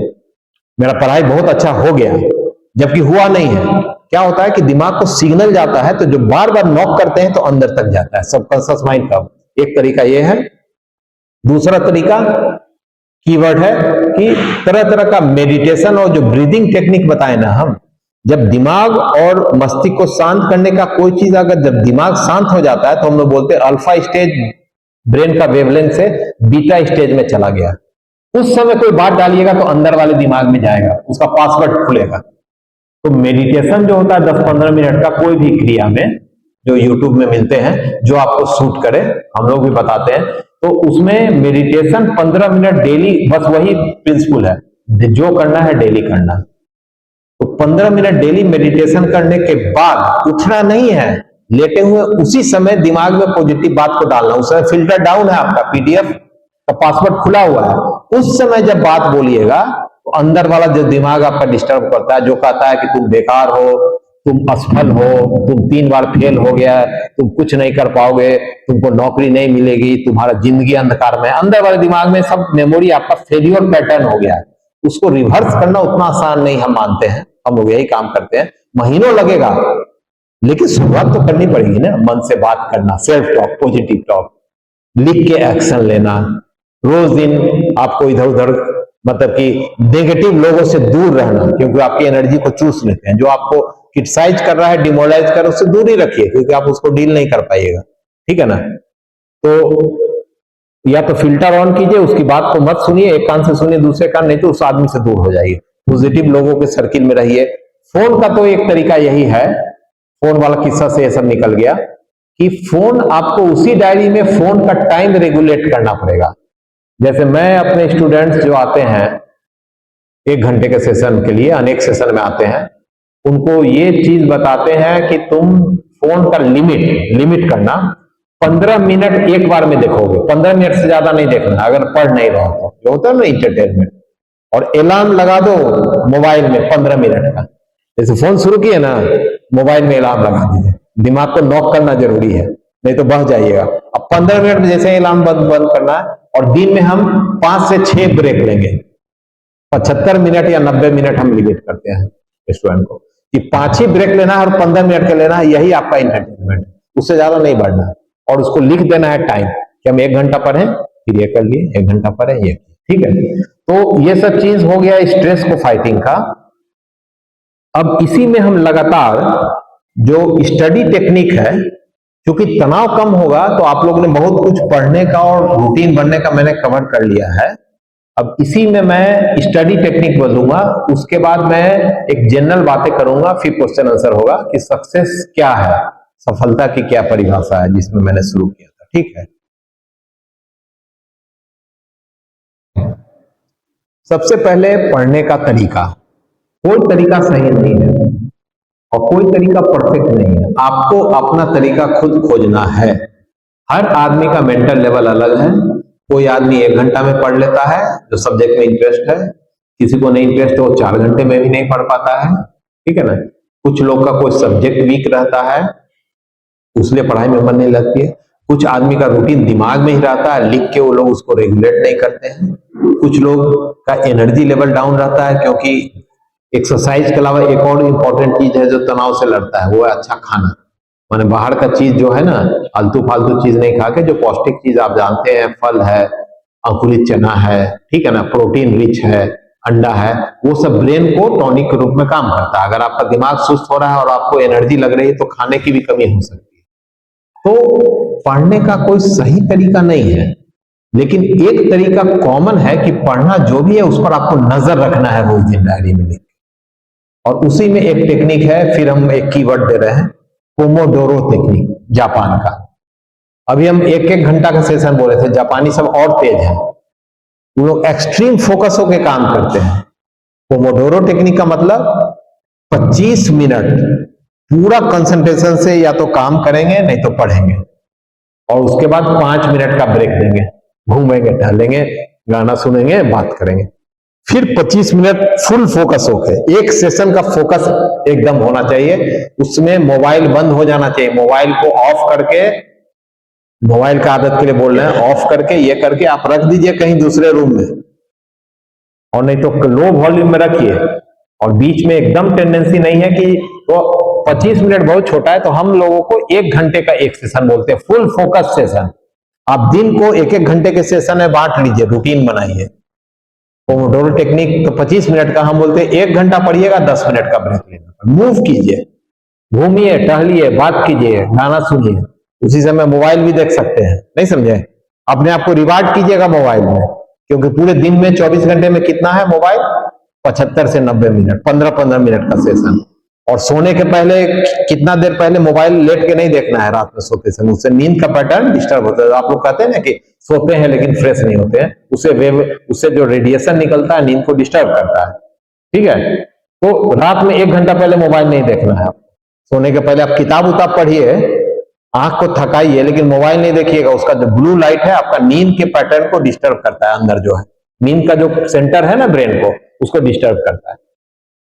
तो आपको क्या करना है कि एक तरह से देखना है, यह है कि रूटीन बनना चाहिए। 1-1 घंटे का सेशन में हम दिन को बांट दिए, रूटीन साप्ताहिक बने या डेली सुबह में उठ के आज क्या पढ़े बढ़ना चाहिए, और उसको फॉलो करने का रेगुलर अपने आप को मोटिवेट करना चाहिए, अपने आप से पॉजिटिव बात करना चाहिए, तुम कर सकते हो, तुम जरूर करोगे, ठीक है ना। क्योंकि दिमाग का वायरिंग तो नेगेटिव हो गया है, वो अंदर वाला सबकॉन्शियस माइंड पूरा नेगेटिव है। तुम कर सकते हो, तुम करोगे, तो इसी अपने आप को पॉजिटिव करने के लिए बार बार अपने आप को बूस्ट करना पड़ेगा। और दोस्त भी है तो एक दूसरे को बूस्ट करना पड़ेगा, असली दोस्त है तब। ये नहीं कि तुमसे नहीं होगा, छोड़ दो, वो वाला दोस्त नहीं। नेगेटिव दोस्तों के साथ कम बिताना है, पॉजिटिव दोस्तों के साथ रहना है, ठीक है। और इसके साथ आपका जो प्रॉब्लम था, जैसे आर्थिक कारण भी है, तनाव से कैसे निपटे, इच्छा शक्ति, मन को केंद्रित कैसे करें, फोकस। मन को केंद्रित करने के लिए रूटीन बनाइए, उसको फॉलो करना है और उसको डेली फॉलो करना है, क्योंकि 66 दिन आप ये काम कीजिएगा तब आपका ऑटोमेटिक हैबिट हो जाएगा, तब आपको मेहनत नहीं करना पड़ेगा। जो हम बताए ना हार्वर्ड का स्टडी, एक हैबिट को बनने में, दिमाग में इंस्टॉल होने में कंप्यूटर के कम से कम 2 महीना लगता है, किसी को 3 महीना भी लग सकता है, ठीक है ना। उससे कम में कोई आदत, सोच का तनाव भी नहीं जाता है। जो आदमी बहुत तनाव में है उसको कम से कम 2 से 3 महीना। तो पढ़ाई का एक और टेक्निक है, एक तो पोमोडोरो बोल दिए, 25 मिनट जापानी टेक्निक, उसमें हम 1 घंटा कर दिए 25 मिनट को। दूसरा चीज, अगर आपको पढ़ने में मन नहीं लग रहा है तो एक विजुअलाइजेशन टेक्निक होता है, काल्पनिक दुनिया बना के फोटो खींचना, इमेजिन करना कि मैं पढ़ रहा हूं, उसका भी टेक्निक है। गहरा सांस लीजिए, पेट से लेट जाइए या बैठिए सीधा, आंख बंद कर लीजिए, गहरा सांस लेके जब दिमाग शांत हो जाए 1-2 मिनट में या 5 मिनट में, तब आपको विजुअलाइज करना है अपने सक्सेस को कि मैं तो सक्सेस हो गया। आगे का पिक्चर, अच्छा पिक्चर ड्रॉ करना है कि मैं एग्जाम में फराटेदार लिख रहा हूं, हंस रहा हूं, एग्जाम को मोटिवेट करने के लिए। पढ़ने में मन नहीं लगता आपको, तो पढ़ने वाला जगह का पूरा पिक्चर वीडियो टाइप का बनाना है कि मैं पढ़ रहा हूं, एकदम धड़ाधड़ पढ़ रहा हूं। माने जो चीज आप इमेजिन करके प्रोजेक्ट कीजिएगा वो जिंदगी में होने की चांस ज्यादा होता है। इसको साइकोलॉजिकल में विजुअलाइजेशन टेक्निक बोलते हैं। तो पढ़ने का टेक्निक एक है, और दूसरा एक टेक्निक ये है कि ये पता नहीं आप लोग करते नहीं है, ये इसमें एक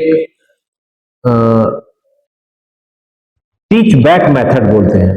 एक साइकोलॉजिस्ट है, नहीं थे, बहुत बड़े राइटर थे, फेमन करके, फेमन FEYMAN, वो कहते थे कि अगर आपको मेमोरी में करना है तो आप पहले चीजों को पढ़ के एज ए टीचर दूसरे को एक्सप्लेन करो।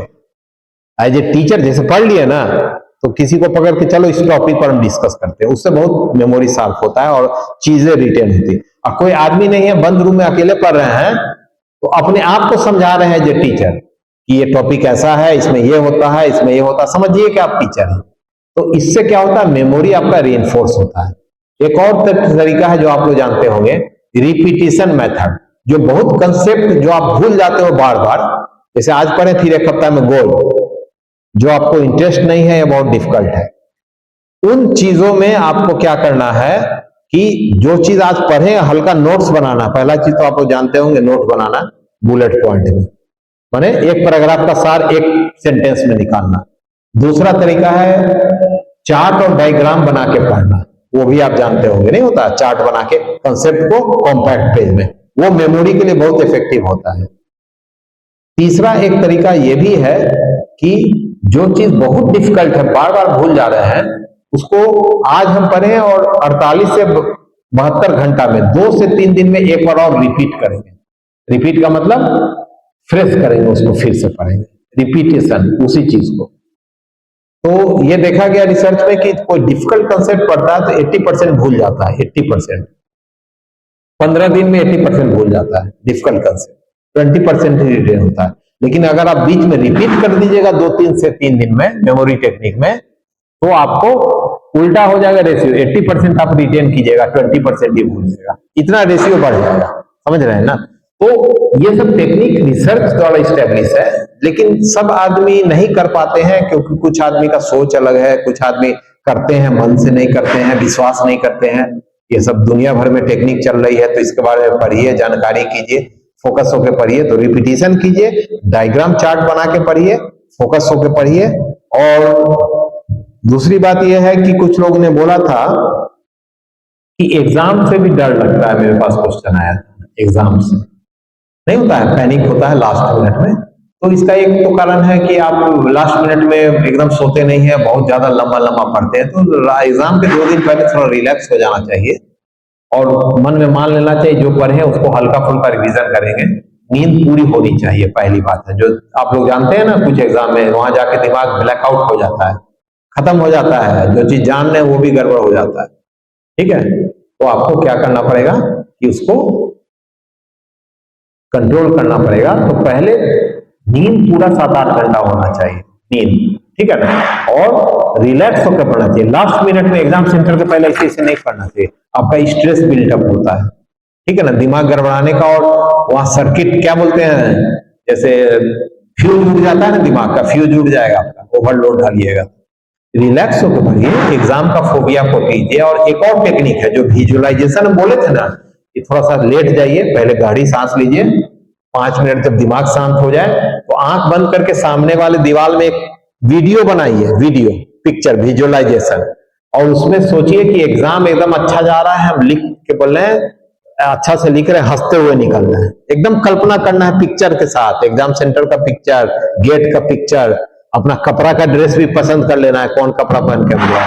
जितना विविडली, जितना क्लियरली आप इमेजिन कीजिएगा, उतना क्या होगा कि आपका दिमाग को पॉजिटिव बूस्ट मिलेगा, आपका मोरल अप होगा। विजुअलाइजेशन से क्या होता मालूम है, जो चीज मैं जिंदगी में चाहता हूं, अगर मैं वो डेली सपना बना के देखूं, दीवा स्वप्न टाइप का, तो हम ज्यादा चांस है कि वहां तक पहुंच पाएंगे। इसको लॉ ऑफ अट्रैक्शन भी बोलते हैं। अमेरिका के जो सक्सेस वाले राइटर हैं, जिनका लाखों लाखों किताब बिकता है, उसको बोलते हैं law of attraction. Law of attraction का मतलब कि जो चीज आप चाहोगे, आप बहुत दिल से चाहोगे, एकदम पीछे पड़े रहोगे, वो तुमको मिलेगा, यूनिवर्स विल गिव यू, ठीक है ना। तो ये टेक्निक जो है, पढ़ना तो आपको है, और कुछ क्वेश्चन कीजिएगा तो हम और क्वेश्चन इसका जवाब दे पाएंगे, कि इसमें जो और स्पेसिफिक क्वेश्चन आप पूछिएगा तो उसका हम जवाब दे पाएंगे। लेकिन असली बात यह है कि हमको हारना नहीं है, डेली कुछ ना कुछ चेंज करना है। ये जो बात बोले सब चीज आप नहीं कर पाइएगा, लेकिन आपको कुछ चीज का हम एक्सपोजर दे रहे हैं, कुछ कीवर्ड दे रहे हैं, कुछ की जानकारी दे रहे हैं जो दुनिया में लाखों करोड़ आदमी को फायदा कर रहा है, तो आपको अपनाने में क्या है। लेकिन मेरा एक ही शर्त है, डेली करना है, 2 महीना करना है, उससे कम में कोई फायदा नहीं हुआ। आप कहिए 1 हफ्ता किए, कहां कुछ फायदा हुआ। फोकस बढ़ा, और फोकस बढ़ाने का भी क्वेश्चन आया मेरे पास, फोकस कैसे बढ़ाएं। तो एक तो बोल दिए डिस्ट्रैक्शन का सोर्स को अलग कीजिए, मोबाइल को, पहला सबसे बड़ा कारण मोबाइल पास में रहना। दूसरा फोकस का कारण कि पहले ही पता रहना चाहिए आपको, जो हम बता दिए डेली और वीकली, कि आपको क्या पढ़ना है इस सेशन में।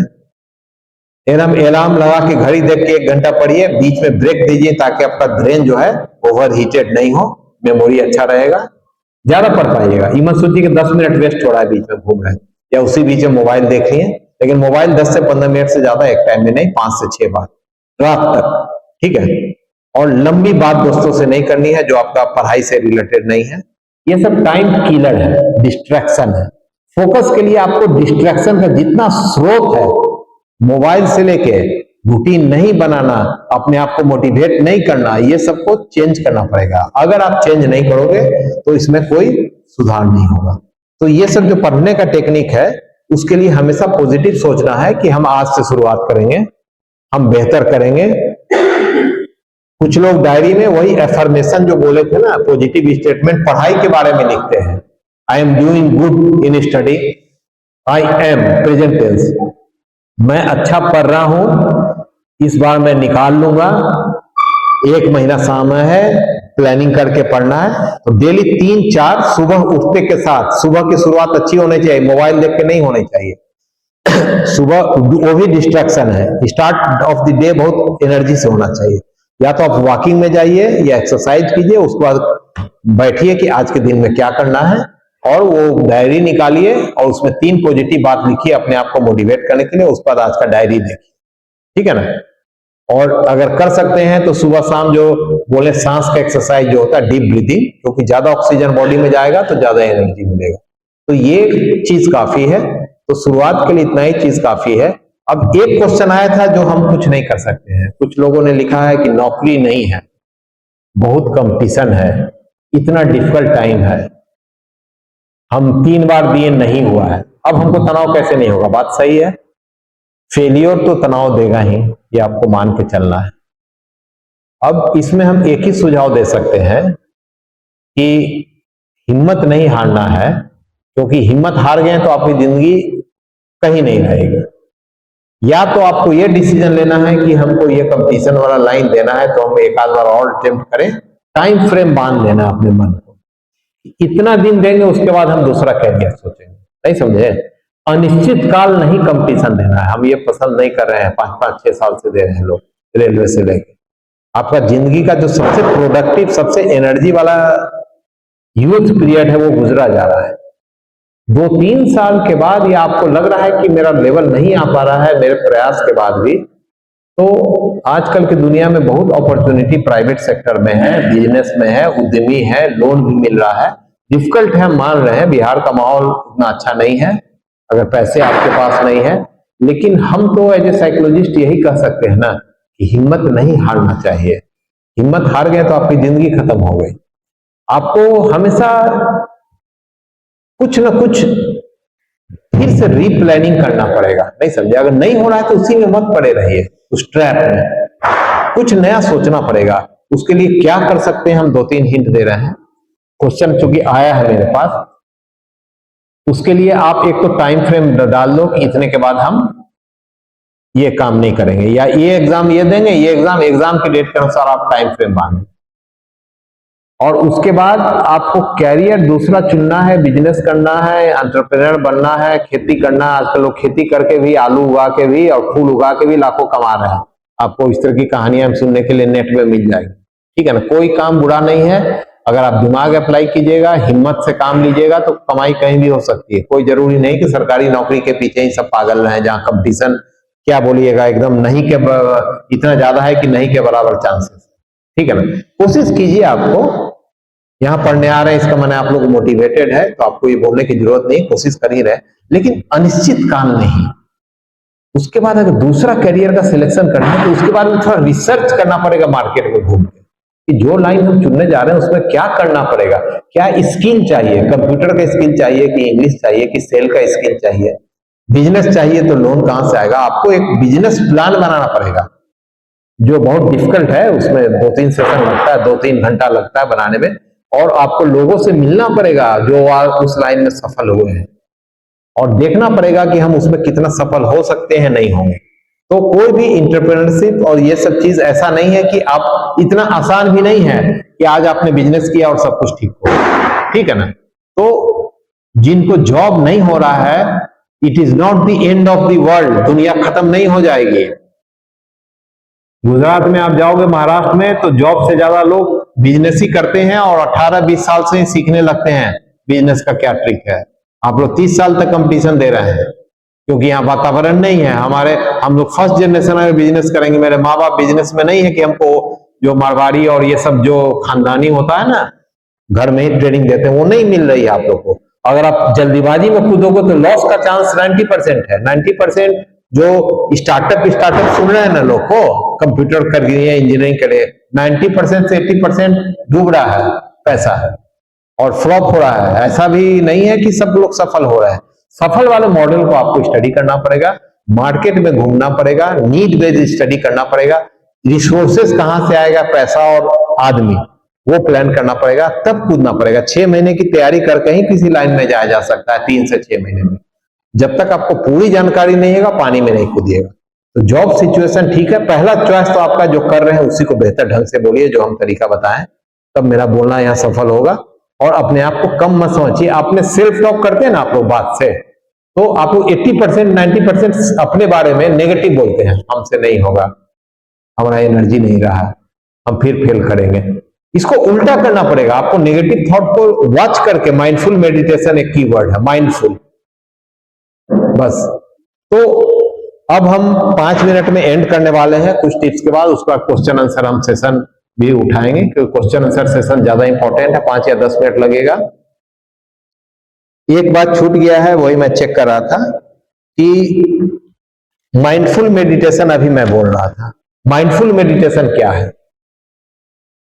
हर तरह से लोग साधना करना, योग करना, हम ब्रीदिंग टेक्निक बताएं, बॉक्स टेक्निक, प्राणायाम जो भारतीय संस्कृति में है, एक नाक से, या तरह तरह का भ्रामरी है, ये है, 4-5 मुख है, और भी बहुत तरह का प्राणायाम है, वो भी माइंड को कंट्रोल करता है और फोकस करता है, ऐसा बात नहीं।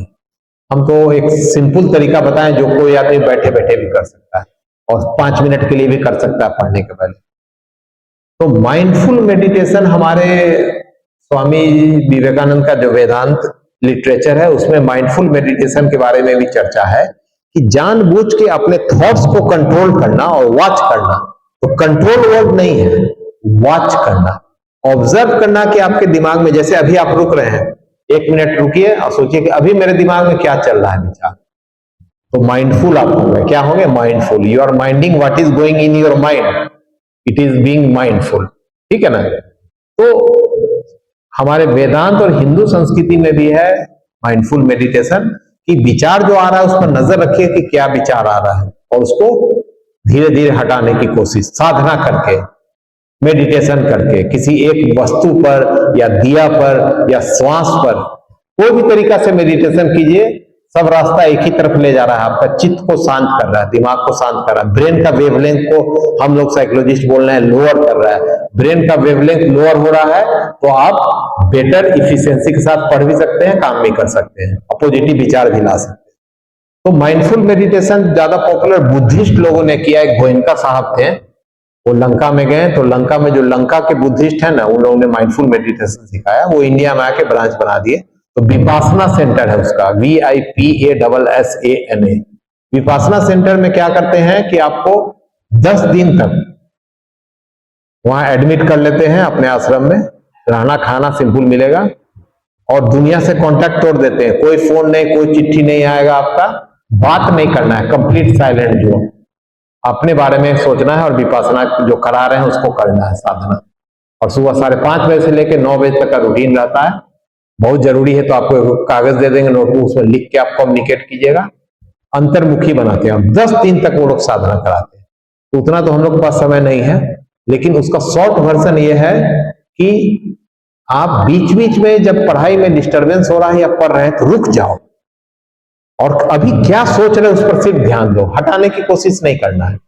Being mindful of the movement, इसको कुछ वेस्टर्न साइकोलॉजिस्ट बोलते हैं be present in the present movement. अभी जो चल रहा है आपके दिमाग में वही वर्तमान आपका जिंदगी का भविष्य बनाएगा। भूतकाल का जो भूत है आपका असफलता का, जो कंधा में लादे, आप विक्रम बेताल एक नई सीरियल आता था, कंधा में लाश डाल के विक्रम तलवार लेके राजा घूमते रहते थे और कहानी सुनाते थे।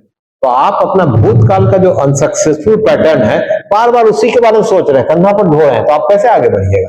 उसको मारिए गोली, प्रेजेंट में जीना सीखिए। अभी आप क्या कर रहे हैं, अभी क्या सोच रहे हैं, उसको लिखिए। और प्रेजेंट में लिखने के बाद अगर आप उस पर कुछ काम कीजिएगा तो माइंडफुल मेडिटेशन कहता है, माइंडफुल लिविंग, कि अगर हम सिर्फ उसके बारे में सोचेंगे भी ना और रोज दिन वॉच करेंगे तो अपने आप घट जाएगा जो नेगेटिव थॉट। कुछ करना नहीं है, we have to just watch. हमारे वैदिक काल में भी ये साधना पद्धति, बहुत सारी साधना पद्धति में एक पद्धति ये भी थी, ठीक है ना, कि जो थॉट्स है, जो हमारे विचार है, उस पर ध्यान देना, ठीक है। तो ये चीजें में आप लोग ये कर सकते हैं, आप लोग उतना डिटेल नहीं जा सकते, लेकिन बीच बीच में रुकिए। जब विचार डिस्टर्ब कर रहा है ना, रुकिए, 2-4 गहरी सांस लीजिए, प्रेजेंट मोमेंट में अपने आप को रूट कीजिए। अब बोलिए कि तुम क्या सोच रहे हो, अपने से बात कीजिए, तुम क्या सोच रहे हो? तो मैं ये सोच रहा हूं। इस सोचने से क्या होगा? कुछ नहीं, अभी पढ़ाई डिस्टर्ब हो रहा है। ये सोच कहां से आया है? ये सोच मेरा पास्ट फेलियर से हुआ, मैं इतना बार पे एग्जाम में नहीं निकला हूं, इस पर कैसे निकलूंगा? बात तो सही है। तो फिर आपको बोलना है, अपने दिमाग से बात करना है कि भाई जो हुआ सो वो पास्ट है, हम फिर से कोशिश करेंगे, इस बार निकाल लेंगे। आपको नेगेटिव को पॉजिटिव में कन्वर्ट करना है, ठीक है ना। तो ऐसा नहीं है कि सिर्फ साइकोलॉजी के कारण ही लोग का इंप्रूवमेंट होता है। फिलॉसफी, धर्म, हमारे रिलीजियस ग्रंथ, सब चीज को मिला जुला के जो चीज अच्छी जहां से ले आप ले लो, ठीक है ना। अब हम लोग साइकोलॉजिकल काउंसलिंग करते हैं, स्वामी जी महाराज स्पिरिचुअल काउंसलिंग करते हैं, ठीक है ना। काउंसलिंग वो भी कर रहे हैं, वो अपने फील्ड के एक्सपर्ट हैं, ठीक है ना। सेवा भाव को प्रचार कर रहे हैं, ठीक है ना। तो सेवा करने से भी आदमी को शांति मिलती है, ध्यान साधना से भी शांति मिलती है, पारिवारिक जिंदगी भी अगर बैलेंस दिखता है उससे भी शांति मिलती है। रास्ता तो आपको चुनना है, ठीक है। तो घबराना नहीं है, वो चीजें आपको सक्सेस का परिभाषा एक ये है कि सक्सेस इज परसुइंग वर्दी गोल्स। सफलता क्या है? कोई वर्दी गोल, एक अच्छा पर्पस जिंदगी का ऑब्जेक्टिव बनाइए और उसको प्राप्त करने के लिए स्टेप बाय स्टेप प्लान बनाइए, वही सक्सेस है। वो रास्ता जो है वही सक्सेस है, पहुंचना सक्सेस नहीं है। Success is not destination, it is the journey. रास्ता में जो आप कर रहे हैं वही सक्सेस है। फाइनली आप पहुंच भी जाइएगा जो आपका गोल है, लेकिन गोल को यह नहीं मानना है कि वही मेरा एंड पर्पस है, ठीक है। तो सक्सेस का भी डेफिनेशन हो गया। अब समय मेरा चूंकि ओवर हो रहा है, हम बोले थे कि 10-15 मिनट आपका क्वेश्चन लेंगे, तो लास्ट हम इस चीज के साथ खत्म करते हैं कि आप लोग कभी भी अपने आप को कम करके नहीं आंकिए। जो भी प्रॉब्लम है जिंदगी में, आप ऐसे नाव है कि थपेरे में तूफान में पड़े हुए हैं, तेज है, लेकिन आपको पतवार जो होता है और जो चलाने वाला चप्पू होता है, उसके भरोसे आपको छोड़ नहीं देना कि हम क्या करें। आप जब सोच लीजिएगा कि हम क्या करेंगे, मेरे हाथ में कुछ नहीं है, तो कुछ नहीं कर पाएंगे। नया प्लान कीजिए, नया जोश भरिए, नया रूटीन, कुछ नया कीजिए। दिमाग को जब तक चैलेंज नहीं किया जाता, दिमाग अचीव नहीं किया जाता। चैलेंज कीजिए दिमाग को, अपने आप को चैलेंज कीजिए, छोटे छोटे चैलेंज बनाइए, तब आप लोग निकल पाइएगा, ठीक है ना। इसी के साथ चूंकि 1.5 घंटे हो गए हैं, हम 15 मिनट और एक्स्ट्रा दे रहे हैं क्वेश्चन आंसर के लिए। महाराज इन लोगों को माइक दे दीजिए, जिनको 2-4 क्वेश्चन हम लेते हैं, समय चूंकि कम है। तो क्या है कि आप लोग जो क्वेश्चन पूछ सकते हैं पूछिए, और मेरा जो काम चलता है वो हम कोई प्रचार वचार नहीं करते हैं। नेट में कोई आदमी सर्च करता है life counselling, life coach Patna में, तो मेरा नाम फर्स्ट पेज का फर्स्ट में ही आता है, क्योंकि मेरे तरह जैसे एक्सपर्ट पटना में नहीं है। प्रकाश चंद्रा नाम डाल लेता है, लाइफ कोच डाल लेता है, मेरा पता, फोन नंबर सब कुछ आ जाता है, क्योंकि नेट पर मेरा जो है वायरल हो चुका है अपने आप, वो फर्स्ट पेज में ही दिखता है। लाइफ कोचिंग हम करते हैं और साइकोलॉजिकल काउंसलिंग करते हैं। कभी जरूरत होगी संपर्क की तो आप लोग नेट पर खोज लीजिएगा। अब सवाल जो पूछना है वो पूछिए, 2-4 सवाल लेंगे, फिर हम सेशन एंड करेंगे 7 बजे वाले। आप लोग को लंबा समय ले लिए।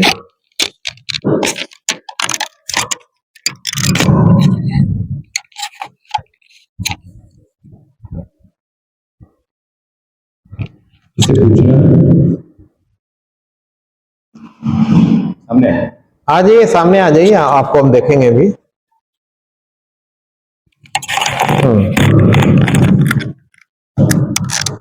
माइक दे दीजिए ताकि बाकी लोग भी पूछिए।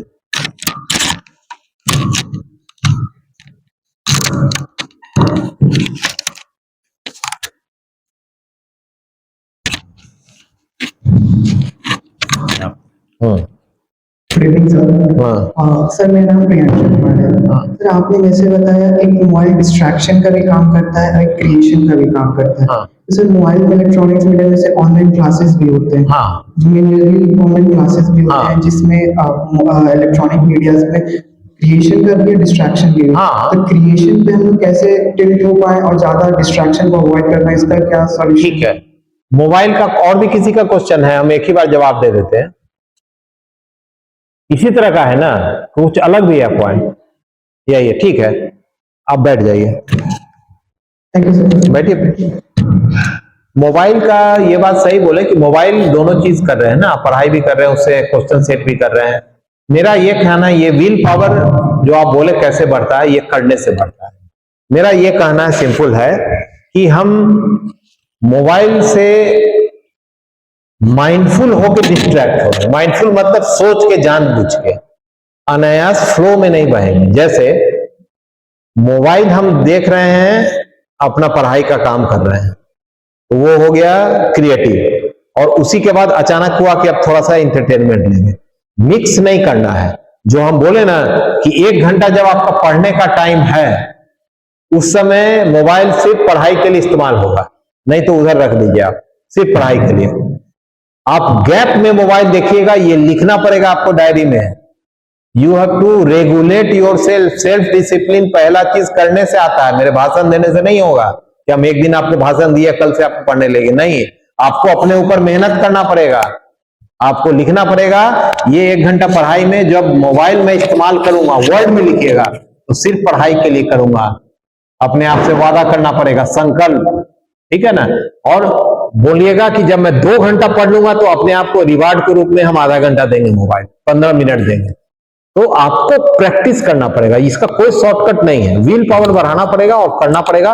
नहीं तो 2 रूम पार्टनर है तो एक रूम पार्टनर के पास दूसरा का फोन जमा हो जाएगा, दूसरे के पास अकाना कि नहीं देखना है, लॉक करके पड़ा रहेगा। दूसरे रूम में रख दीजिए। फिजिकली पास में नहीं रहना चाहिए मोबाइल। अगर मोबाइल से नहीं पढ़ रहे हैं तो विल पावर रहना है, और 15 मिनट का अलार्म लेके मोबाइल स्टार्ट कीजिएगा। जब इंटरटेनमेंट आप शुरू कीजिएगा, 15 मिनट में जैसा ही मोबाइल बीप बीप करेगा, बंद कर दीजिएगा। ये बात हम बोलते हैं। और कोई क्वेश्चन? बोलिए।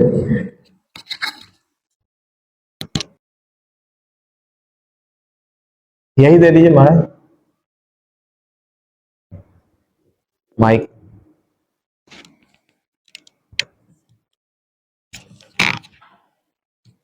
बोलिए। पूछिए।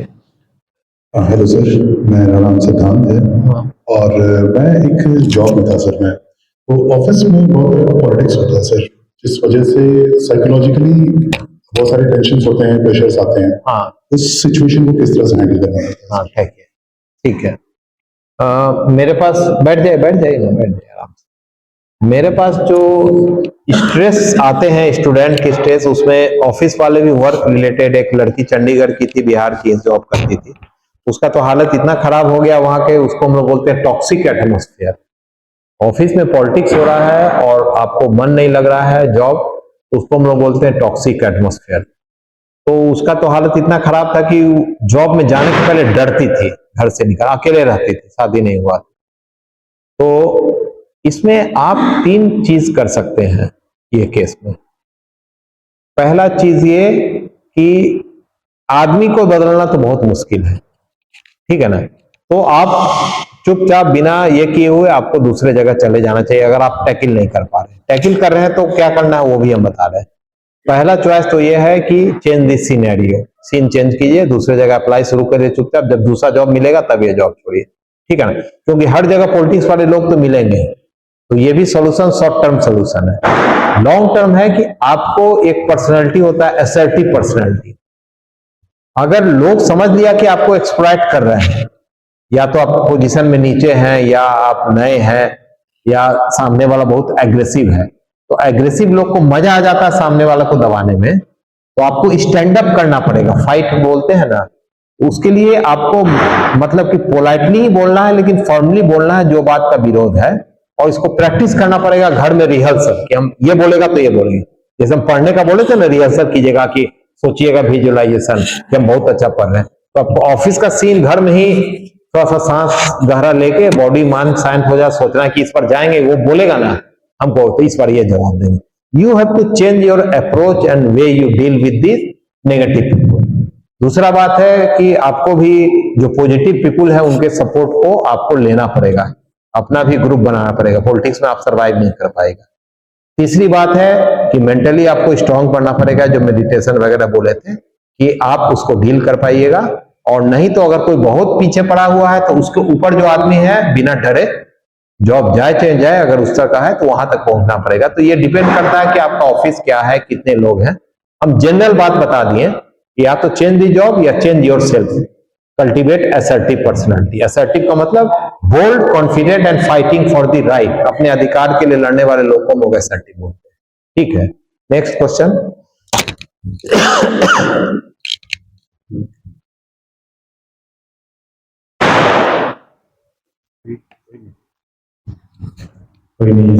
तो इसी के साथ मैं सेशन समाप्त करता हूं, फिर मौका मिला तो फिर आएंगे 1-2 महीने बाद। और आप लोग को आने के लिए और इतना समय 2 घंटा देने के लिए धन्यवाद। और इसके साथ में ठीक है।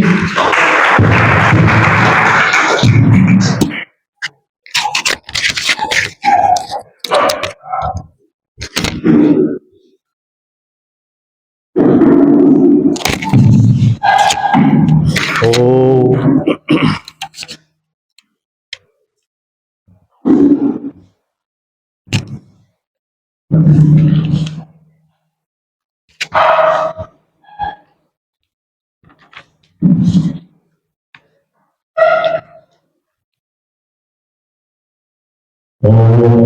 स्थापकाय च धर्मस्य सर्वधर्मस्वरूपिणे अवतार वरिष्ठाय रामकृष्णाय ते नमः। जननीं शारदां देवीं रामकृष्णं जगद्गुरुं पादपद्मे तयो श्रित्वा प्रणमामि मुहुर्मुहुः। नमः श्रीयतिराजाय विवेकानन्दसूरये सच्चित्सुखस्वरूपाय स्वामिने तापहारिणे। ओम शांति शांति शांति। हरि ओम तत्सत्। श्री राम कृष्णार्पणमस्तु। मैं प्रकाश जी का बहुत बहुत आभार हूँ, उन्होंने आए और हमारे छात्रों को उन्होंने संबोधित किया, मार्गदर्शन किया। बहुत बहुत धन्यवाद प्रकाश जी। ओम नमो भगवते राम कृष्ण।